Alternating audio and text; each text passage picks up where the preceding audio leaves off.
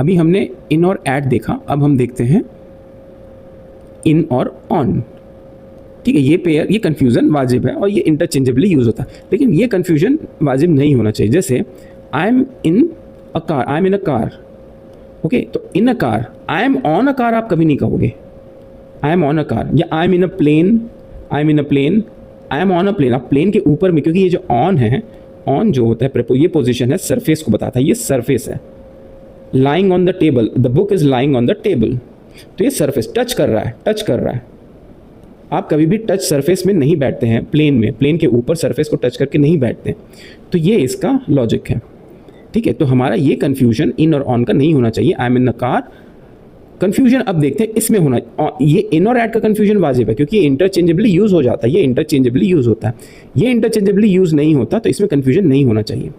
अब देखते हैं एक और जो ऑन का देखते हैं, किसके साथ ऑन की इंटरचेंजेबली यूज़ हो सकता है या नहीं हो सकता। जैसे ऑन और अबव, इसमें भी कन्फ्यूजन होता है। जैसे the book is lying on the table, the book is lying on the table,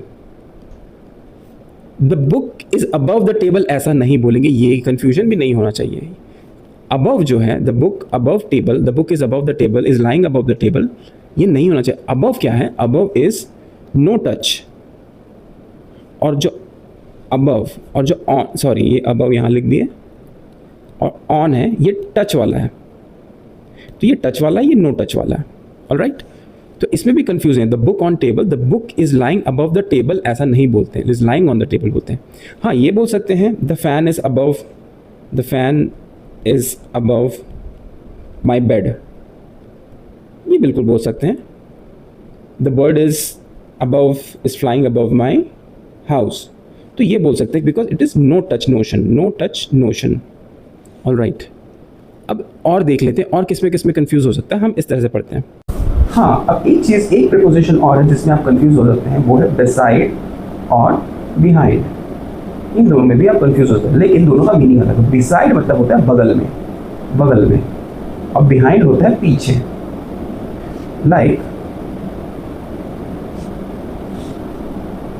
for example हम कहते हैं he is walking behind me, he is walking behind me, ये क्या है, पीछे, मेरे पीछे चल रहा है।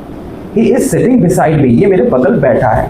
beside को हमेशा बगल देखते हैं, ठीक है, बगल में, साइड में अपने, जैसे ये है और तो इसके साइड में, और लेकिन अगर ये है और इसके पीछे है तो ये behind हो जाता है। तो beside हमेशा बगल होता है, इसको behind मत लीजिएगा, behind पीछे होता है, beside is बगल।